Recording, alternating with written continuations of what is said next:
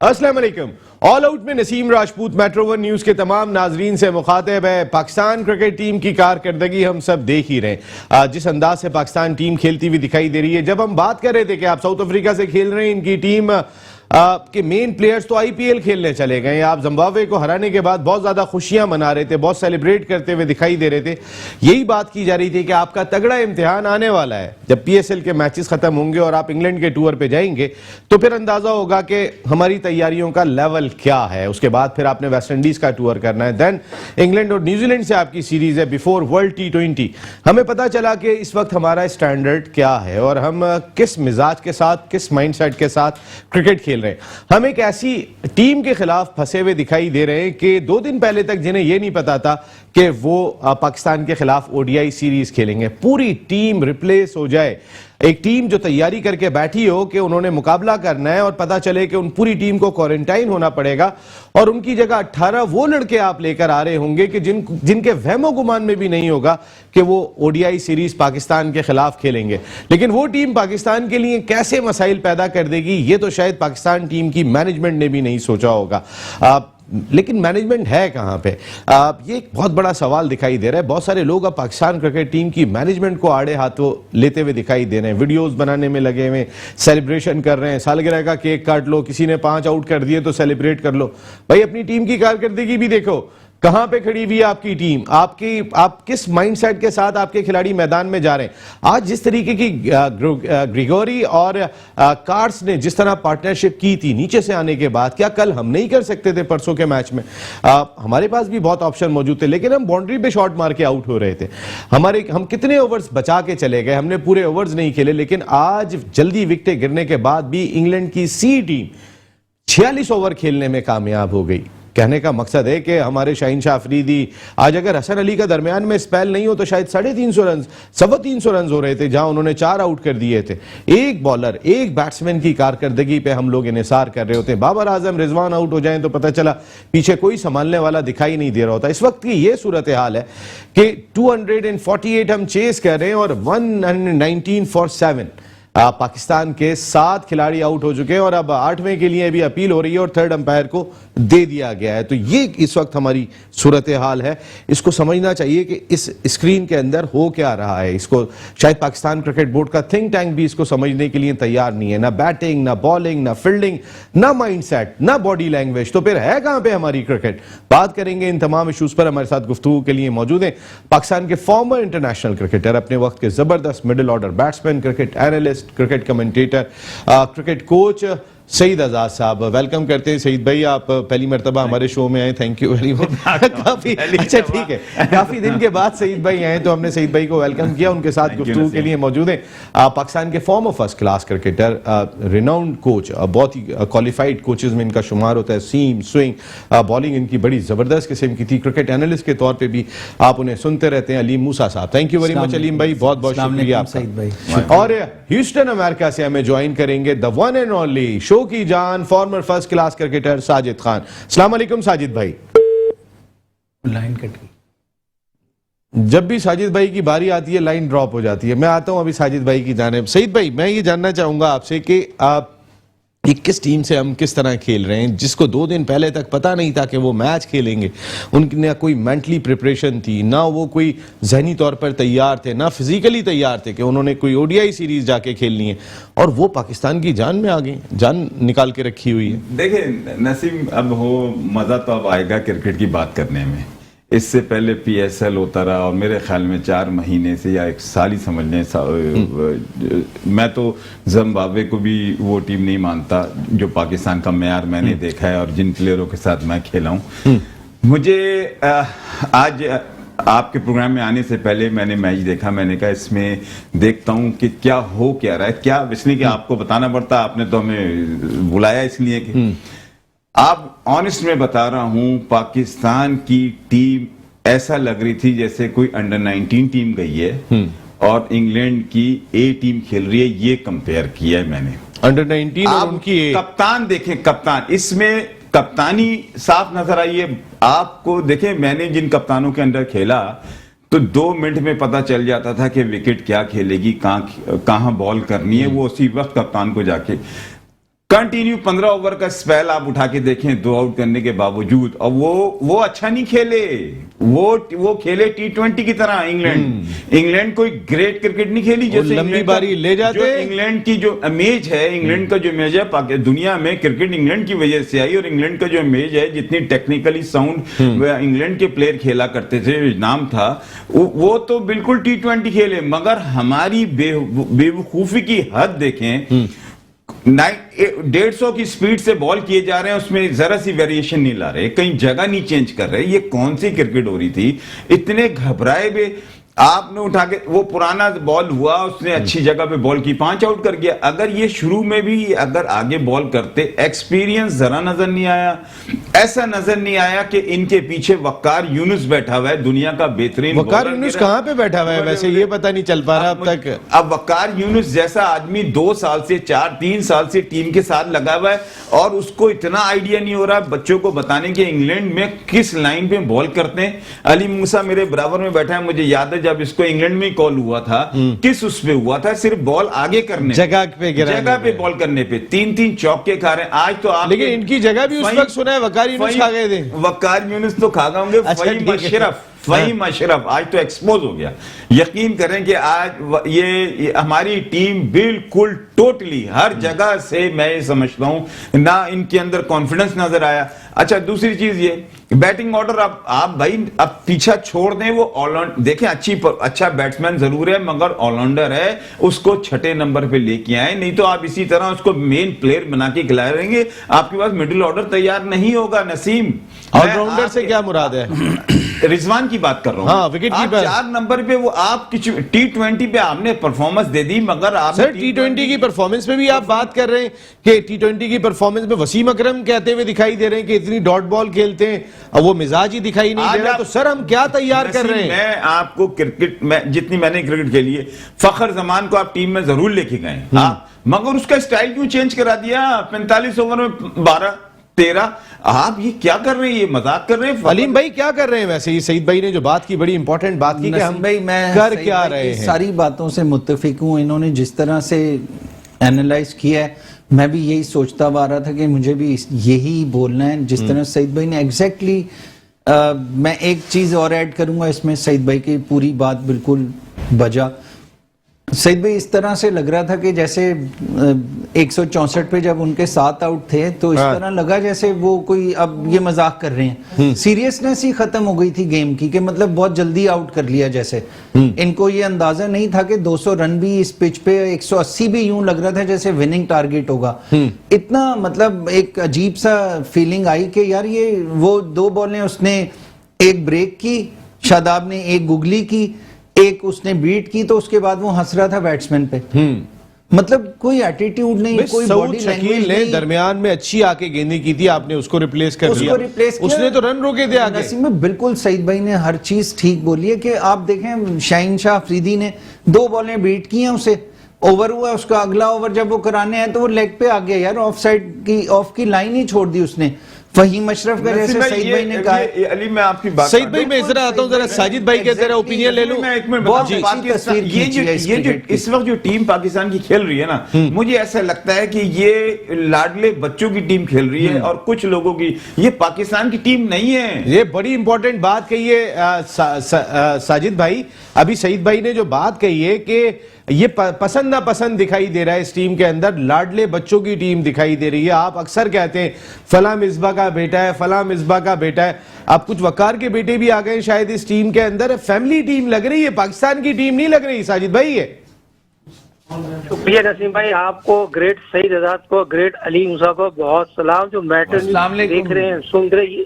वालेकुम सलाम। ये क्रिकेट की खूबसूरती, एक 225 फर्स्ट क्लास मैच खेलने वाला, एक 100 फर्स्ट क्लास खेलने वाला, एक 100 फर्स्ट क्लास, ये क्रिकेटर बात कर रहे हैं। और क्रिकेटर क्यों नहीं बात कर रहे? आपने अली मूसा का जिक्र किया। अली मूसा जब आगे गेंद करते थे, यकीनी तौर पर आज हसन अली ने वो यादें ताजा कर दी। मगर बात ये हो रही है, टॉस जीत के भी, run of leading Babar Azam Wasim Akram the great legend से कप्तानी नहीं सीख सके, कुछ शर्म कर ले, हया कर ले। उतने बड़े अजीम क्रिकेटर के साथ लेके आपको कप्तानी सीखने नहीं आती। मगर पाकिस्तान की टीम यकीनी तौर पर किसी शोबे में ये नहीं नजर आ रहा था। ISP champions trophy baby of Sarfaraz ने इसी ग्राउंड में पाकिस्तान को जिताई, और लॉर्ड्स ग्राउंड में जो सरफराज का रिकॉर्ड है बहुत बेहतर है। मगर वही खुला खुला मेरिट का कत्ल, मिसबाह की, वकार यूनुस की बात करूं, हमेशा याद रखें इंग्लैंड में लेट स्विंग होता है कि अब आगे खेले या पीछे खेले।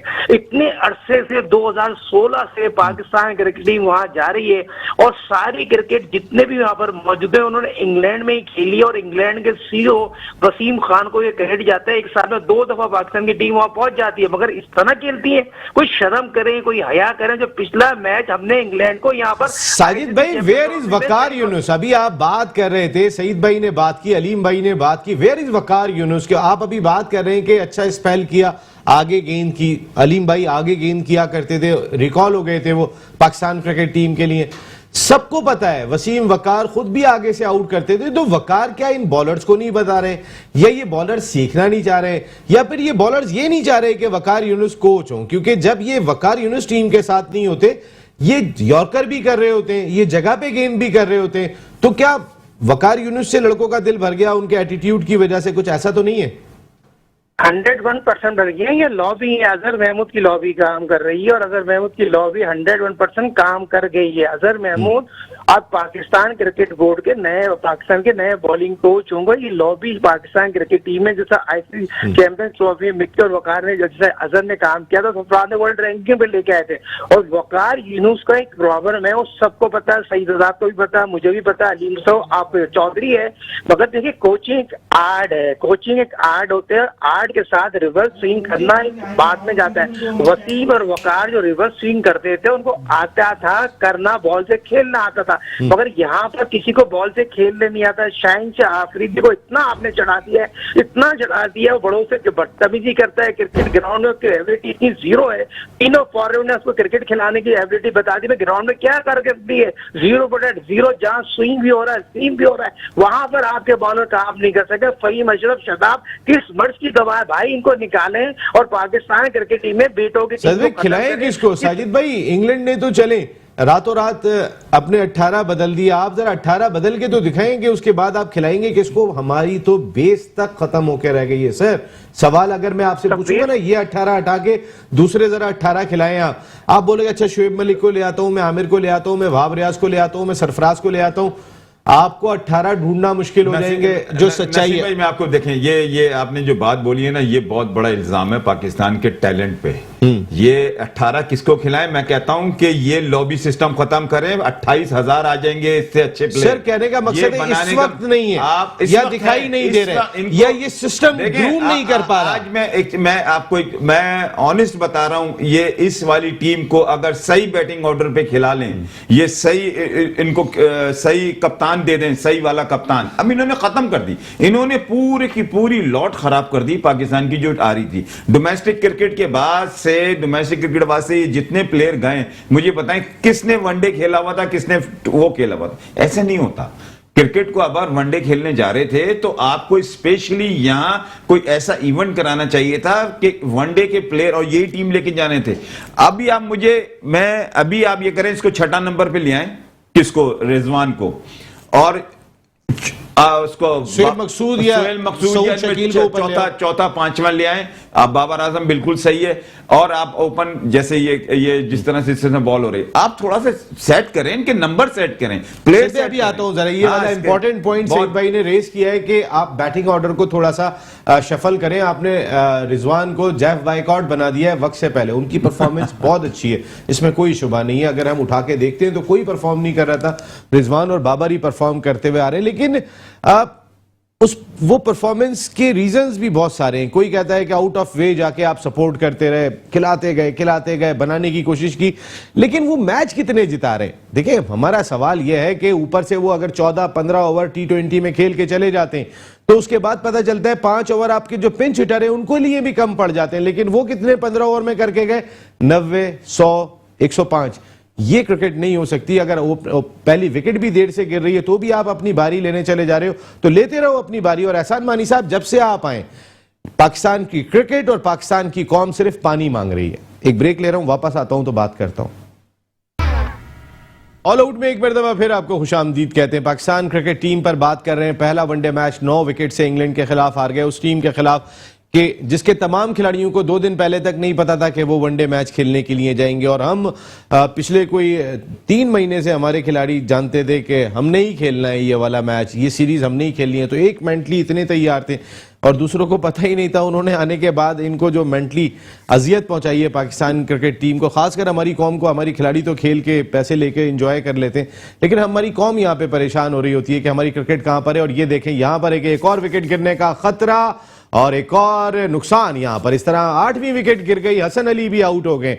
अभी भी पाकिस्तान को 96 रन दरकार हैं इस दूसरे वनडे मैच में फतह के लिए। खैर, अगर आज के प्रोग्राम में हो गया तो फिर हम बात करेंगे। हमारी कोशिश होगी कि मैं इसी पैनल को लेकर आऊं, क्योंकि इन्हीं से हम जरा कल का भी प्रोग्राम करना चाहेंगे। अगर आप आएंगे तो thank you very much. Saeed भाई, मैं सबसे पहले आपको ये जानना चाहूंगा, कप्तानी कहां पे गलत है? आपने कप्तानी की बहुत बात की। देखिए, मैं कप्तानी की इस नजरिए से बात कर रहा हूं कि आप अच्छा कप्तान होता है ना, वो विकेट को देख के और 1 ओवर 2 ओवर अपने मेन बॉलर हैं, ये 4 के 4 मेन बॉलर गए, उनकी लाइन उन्होंने देख के विकेट कीपर और कप्तान की ऐसी कॉम्बिनेशन होती है कि ये दोनों बता देते हैं कि भैया पीछे कर रहा है या आगे कर रहा है, समझा देते हैं। मगर 15 ओवर का स्पेल तक समझा नहीं रहे, उस बॉलर की लाइन चेंज नहीं हो रही। इसका मतलब यह कि या तो बॉलर जिद में आ गया कि मैंने करनी पीछे, या आप उसको बता ही नहीं रहे। आप उठा के देखें, मुझे किस बात का फास्ट बॉलर का 155 से कम बॉल नहीं कर रहा वो, इतनी तेज भाग के आ रहा है, मगर 3 चौके खाए जा रहे हैं। ठीक है, स्लिप के ऊपर से जा रही है। वेरिएशन क्या होती है, एक्सपीरियंस क्या होता है, बॉल को पढ़ के कौन सी बॉल को चेक करना होता है, 2 ओवर में पता चल जाता है। और बैट्समैन जो उनके T20 स्टाइल से खेले हैं। नसीम, मैंने पहली दफा इंग्लैंड की क्रिकेट में, वनडे क्रिकेट में ऐसे प्लेयर देखे जो फ्रंट फुट पे मार रहे हो शॉर्ट पिच गेंद को। तो हमारी बॉलिंग सही नहीं हुई। हमारी बॉलिंग अगर सही होती तो हम इनको 150 पे आउट करते। अलीम भाई, ये बॉलर्स का प्रॉपर तौर पे यूज नहीं कर सके बाबर। और पिछले मैच में भी हमने देखा कि हालांकि 142 रन ज्यादा नहीं थे, लेकिन हमारे बॉलर्स ने जिस तरीके की मार खाई थी वो भी देखी थी। वरना हमें याद है हमारे माजी के जो बॉलर्स थे, अगर 142 पे आउट होते थे तो 7 आउट कर लेते थे अगर मैच भी हारते थे। बिल्कुल, ये 8 आउट कर लेते थे। वो इस तरह का मुकाबला करते थे। हमारी टीम कहीं खड़ी हुई नजर नहीं आ रही। कप्तान को आप कहां रेट करेंगे? कप्तान मेंटली कितने तैयार हैं इस इंटरनेशनल क्रिकेट के लिए? मुझे लग रहा है कप्तान अपनी कप्तानी बचा रहे हैं, जो उसका एटीट्यूड कप्तान था। अपनी कप्तानी बचा रहा है, कोच अपनी कोचिंग बचा रहा है, कोच का चेयरमैन अपनी चेयरमैनशिप बचा रहा है, सीईओ की कुर्सी बचा रहा है। बिल्कुल आपकी सब बातें बजा, लेकिन मैं यहाँ कसूरवार ठहराऊंगा इन लड़कों को जो अंदर 11 खेल रहे हैं। कोच का काम ये नहीं होता कि वो उसको ड्यूरिंग द मैच या ड्यूरिंग द उसमें, कप्तान अंदर दिया हुआ है ना उन्हें। जैसे सईद भाई ने कहा कि उसको चाहिए था जब वो पीछे कर रहे हैं उसको पकड़े जाके, यार उसको बोले you are the captain of Pakistan side. वो पाकिस्तान के लिए खेल रहे, कोई पिंडी और लाहौर का मैच नहीं हो रहा था सर। ये ठीक है, ये पाकिस्तान के लिए खेल रहे, लेकिन जो उसका एटीट्यूड था ना बॉलिंग का, फहीम अशरफ का, वो इतना पैथेटिक मैं कहूंगा। उसे आइडिया ही नहीं था कि वो बॉल कहां करे। एक तो उसकी सीम ही स्क्रैम्बल्ड होती हुई जा रही है, सीम मारनी नहीं आई। वकार यूनुस तो ऐसा बॉलर नहीं था। उसने तो हमें एक बार बताया था, लाहौर में एक मैच हो रहा था कजाफी स्टेडियम में, उसने सिर्फ मुझे सीम पकड़नी सिखाई थी, मैंने 5 आउट कर दिए थे उसी वक्त। तो ये तो दिन रात उनके साथ रह रहे हैं कि वो इनको नहीं बताते होंगे? वकार यूनुस ने आपको बता दिया, इनको क्यों नहीं बता रहे? अच्छा, इनको नहीं बता नहीं रहे नसीम भाई। देखें, ये अप्लाई नहीं कर रहे हैं उस चीज को, ये अपनी मस्ती में है। आपको मैंने बताया ना 164 पे 7 आउट होने के बाद उनके 240 और रन आपने करा दिए। वो क्यों कराए? वो वकार यूनुस ने तो बाहर से नहीं कहा होगा कि कराओ। अच्छा, वैसे नसीम, मैंने अभी मूसा एक बार में नसीम मुझे याद आई है तो इसलिए सॉरी। जी जी जी, साजिद भाई के पास भी जाना है। उनकी बात आप उठा के देखें, ये जब से ये बोर्ड आया है, कप्तान सिलेक्शन कमेटी से नाराज, कोच कप्तान से नाराज, लड़कों से नाराज। ये किस टाइप की क्या बनाना चाह रहा है बोर्ड, समझ में। आप किसी भी ओहदेदार से देख लो, पूरी टीम 3 चीजों पे होती है। सिलेक्शन कमेटी जो होती है पाकिस्तान की मेन होती है, फिर उसके बाद कप्तान मेन होता है, फिर उसके बाद कोच का जो काम होता है। यहां आप तीनों को एक साथ एक पेज पे नहीं देखोगे आप। तो फिर ऐसी टीमें नहीं बनती। अभी आपको मैं ऑनेस्ट बता रहा हूं, अपने कप्तान को 3 आदमी के अलावा 4 आदमी के अलावा किसी पे कॉन्फिडेंस ही नहीं होगा, वो कप्तान क्या टीम को लड़ाएगा? सर असल में बात सारी है साजिद भाई, ये बड़ी इंपॉर्टेंट बात कही कि 3 और 4 खिलाड़ियों पे अगर कॉन्फिडेंस कप्तान का होगा तो वो 11 को कैसे लड़ाएगा। लेकिन ये 3 और 4 खिलाड़ियों को कॉन्फिडेंस देने का सिलसिला तो आपकी टीम मैनेजमेंट से शुरू हुआ था, जब उन्होंने 4 से 5 लोगों को सपोर्ट करना शुरू की। कप्तान का भी दिमाग बन गया कि यही 5 है जो मैच जिताएंगे, बाकी 6 तो हमने भर्ती के रखे हुए। लगता है आपको ये? देखिए नसीम भाई, सिस्टम में जब ये चीजें होंगी, उसको ज्यादा पैसे क्यों मिल रहे हैं, मुझे ज्यादा पैसे क्यों नहीं मिल रहे, हेड कोच को पैसे ज्यादा क्यों मिल रहे हैं, मुझे पैसे क्यों नहीं मिल रहे, तमाम चीजें हमारे सिस्टम का हिस्सा है। और पाकिस्तान क्रिकेट टीम में अगर घबराना नहीं है, आपने ट्वीट लगाया जो अपने फेसबुक पे लगा हुआ, बाबर आजम इमरान खान नहीं है। इमरान खान एक अजीम कप्तान थे, फाइटर कप्तान थे और फाइट करना जानते थे, कारकर्दगी दिखाना जानते थे, लेना जानते थे, मगर बदकिस्मत ही थे। इमरान खान के बाद वसीम अकरम एक ऐसा फाइटर कप्तान आया जिसने पाकिस्तान क्रिकेट टीम के पीछे मुड़ के नहीं देखा। उसकी क्वालिटी ऑफ कप्तानी इतनी आला थी, खिलाड़ी से कारकर्दगी लेना जानता था, गालियां दे के लेना जानता था, गालियां दे के लेता था और काम लेना जानता था। ये आज के दौर में दोस्तियां निभाई जा रही है। कप्तान को लड़ना नहीं आता, खिलाड़ियों में आंखों में आंखें डाल के बात करना नहीं आता। और पिच जो रीड की जाती है वो दोनों कोचों की आई नहीं है। ग्रेट जावेद मियांदाद जैसे अजीम बैट्समैन से हमारे लड़के उससे को कप्तानी सीख लेते तो क्रिकेट ही चला के ही नहीं आती बैट्समैनों को। मगर बात ये, हम सारे पीछे चले गए 2020 क्रिकेट में, ओडीआई और test match quality of cricket है। हमने 2023 वर्ल्ड कप के व्हाइट बॉल के क्वालिफाई के लिए खेलना है और यही इंग्लैंड का ग्राउंड है जहां हमने आईसीसी चैंपियंस ट्रॉफी सरफराज की कप्तानी में जीती और सरफराज व्हाइट कप्तान था। इमरान खान, वसीम अकरम, मोइन खान के बाद बेहतर कप्तान बन के सामने आया, उसने पूरी टीम को खड़ा कर दिया। मगर आज बाबर आजम बैट्समैन जरूर है मगर कप्तान उस क्वालिटी की नहीं है जिस तरह की उनको होना चाहिए। डिसीजन लेना कप्तान के हाथ में, मगर मैनेजमेंट भी दोस्तियां निभा रही है और कप्तान भी दोस्तियां निभा रही है। अगर शदाब की बात करूं, फहीम की बात करूं तो ये खुला निभा रही है। इमाम अलग यकीनी तौर पर एक अच्छे प्लेयर हैं, मगर सईद ने बड़ी प्यारी बात की, फकर जमान को उस क्वालिटी का ओपनर नहीं। और मैंने और आपने एक बात की थी जब हमने और आपने कहा था ऑल आउट प्रोग्राम बाजी ले जाएगा, यकीनी तौर पर मैंने कहा था ओपनर स्पाइक ही नहीं है। आपको याद होगा शजील खान और जब आपने फकर के हवाले से पूछा, मगर आपके पास ओपनर नहीं है। मगर आपके सवाल में लॉजिक है, जो हमारी बेस है वो इतनी स्ट्रांग नहीं है, हमारा बैकअप नहीं है। बैकअप किसने किया? रबड़ स्टंप मोहम्मद वसीम जो टीम अनाउंस करते थे 2020 में, धानी जो कराची रसिन का एक बेहतरीन बॉलर था जो वाइड बॉल से अच्छी बॉल कर सकता था, उसको आप छोड़ के ले जाते हैं, डायरेक्टर मार्केटिंग को ले जाते हैं। तो मेरा कहने का मकसद है, शुएब मकसूद का भी वीजा लगा था, इंग्लैंड अबू धाबी में रहते थे, तो धानी का वीजा नहीं लग सकता। मगर तमाम चीजें जब नीयत खराब हो, जब नीयत पॉजिटिव ना हो, और ये तमाम चीजें देखें, लॉर्ड्स के ग्राउंड, तारीखी ग्राउंड में 100% पब्लिक आई है, जो खेलने का मजा आज आ रहा है, देखने का मजा आज आ रहा है, क्रिकेट ऑफ क्वालिटी देखने को भी मजा आ रही है। मगर खेल क्या रहा है? नासिर हुसैन के कमेंट सुने, कमेंट्री सुने, बड़े शर्म से कहना पड़ता है अपने पाकिस्तान के लिए उतने अच्छे अल्फाज कह रहे हैं, मगर खिलाड़ी तो कुछ करें।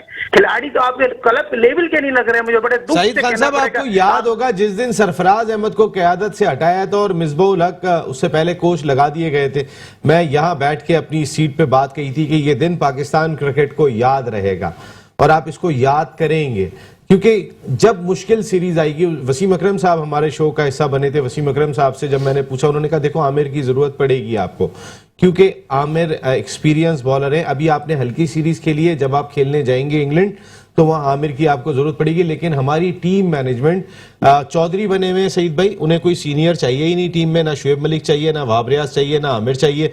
वो हफीज को कैसे बर्दाश्त कर रहे हैं वो आपके सामने, ना उसे सेंट्रल कॉन्ट्रैक्ट मिलता है, ना हफीज को कोई रेस्पेक्ट दी जाती है, क्योंकि इन्हें चाहिए ही नहीं।